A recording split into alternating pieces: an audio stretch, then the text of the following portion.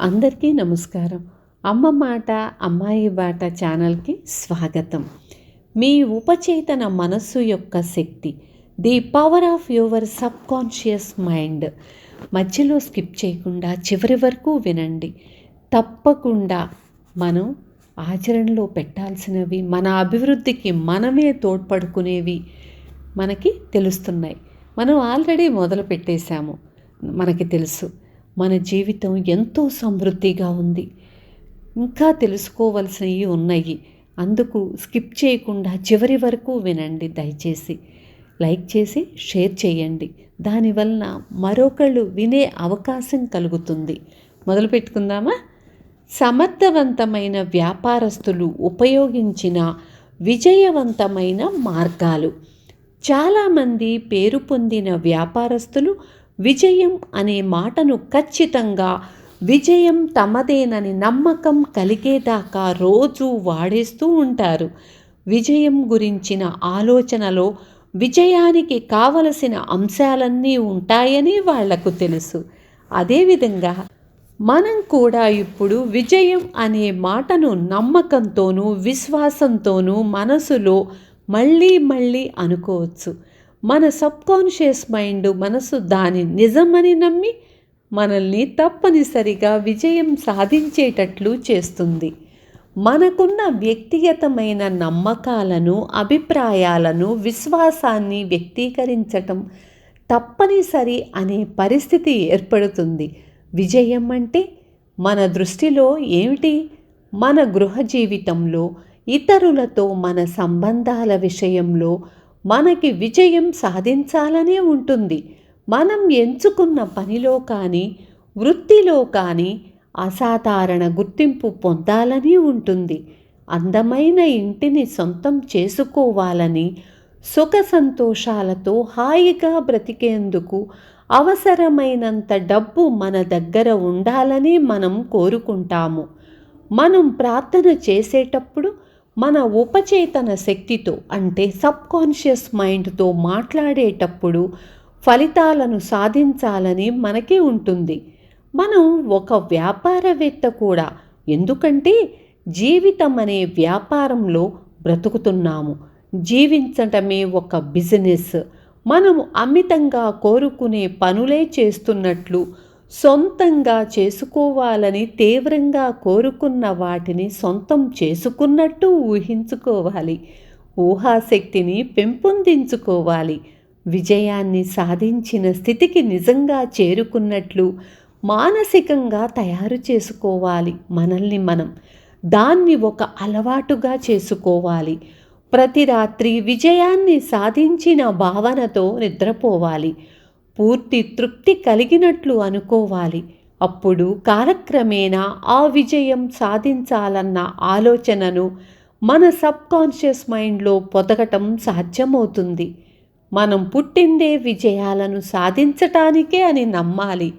మనం ప్రార్థన చేస్తుంటే అద్భుతాలు జరుగుతాయి. లాభకరమైన సూచనలు. 1. విజయం అంటే విజయవంతంగా జీవించటం. మనం ప్రశాంతంగా, ఆనందంగా, సంతోషంగా ఉంటూ మనకిష్టమైన పని చేస్తూ ఉంటే మనం విజేతలైనట్లే.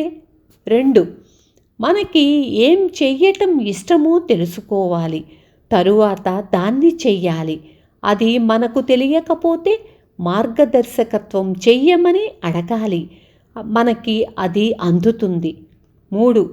మన రంగంలో విశేష నైపుణ్యం సాధించి మిగతా వాళ్ళకన్నా ఎక్కువ విషయాలను తెలుసుకునేందుకు ప్రయత్నించాలి. 4. విజేత వాళ్ళు స్వార్థపరులు కారు. జీవితంలో వాళ్లకున్న ప్రధానమైన కోరిక ఇతరులకు సేవ చెయ్యటం. 5. మనశ్శాంతి లేకుండా నిజమైన విజయం ఉండదు. 6. విజయవంతమైన మనిషికి మనస్తత్వ శాస్త్రం గురించి, ఆధ్యాత్మిక జ్ఞానం గురించి గొప్ప అవగాహన ఉంటుంది. 7. మనం మన లక్ష్యాన్ని స్పష్టంగా ఊహించుకుంటే మన సబ్కాన్షియస్ మైండ్కున్న అద్భుతమైన శక్తి సహాయంతో అవసరమైనవన్నీ మనకి అందించబడతాయి. 8. మన ఆలోచన, భావము కలిసి ఆత్మాశ్రయమైన నమ్మకంగా రూపొందుతాయి. మనం నమ్మిందే మనకి లభిస్తుంది. 9. నిలకడగా ఉండే ఊహాశక్తి మన సబ్కాన్షియస్ మైండ్లోని అద్భుతమైన క్రియాశీల శక్తులను బయటికి రప్పిస్తుంది. 10. మన ఉద్యోగంలో మనం పదోన్నతి కోరుకుంటే మన యజమానో, పై అధికారో, మన ఆత్మీయులో మన పదోన్నతిని అభినందిస్తున్నట్లు ఊహించుకోవాలి. ఆ దృశ్యాన్ని స్పష్టంగా వాస్తవంగా తయారు చేసుకోవాలి. గొంతు వినాలి, హావభావాలు చూడాలి. అంతా నిజంగా జరుగుతోందని అనుకోవాలి. ఈ పని తరచూ చెయ్యటం కొనసాగించాలి. తరచూ మన మనసులో ఊహించుకుంటూ ఉండటం వల్ల మన ప్రార్థనకు జవాబు దొరికినంత సంతోషాన్ని మనం అనుభవిస్తాము. 11. మన సబ్కాన్షియస్ మైండు జ్ఞాపకాల భాండాగారము. చక్కటి జ్ఞాపక శక్తి కావాలంటే తరచూ ఇలా అనుకుంటూ ఉండాలి. నా సబ్కాన్షియస్ మైండ్కు కల అనంతమైన మేధస్సు నేను తెలుసుకోవాలనుకున్నది అన్ని వేళలా అన్ని చోట చూపిస్తుంది. 12.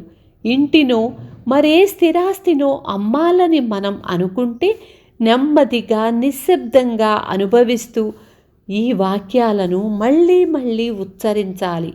ఈ ఇంటిని కానీ స్థిరాస్తిని కానీ కొనే వ్యక్తి, ఈ ఆస్తి కావాలని కోరుకునే వ్యక్తిని, ఇందులో సమృద్ధిని సాధించే వ్యక్తిని అంతులేని మేధస్సు నా వైపుకు ఆకర్షిస్తుంది.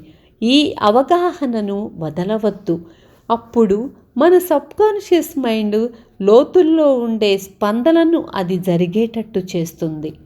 13. విజయం అనే ఆలోచనే విజయానికి కావలసిన అంశాలన్నీ ఉంటాయి. విజయం అనే మాటలను మళ్ళీ మళ్ళీ అనాలి.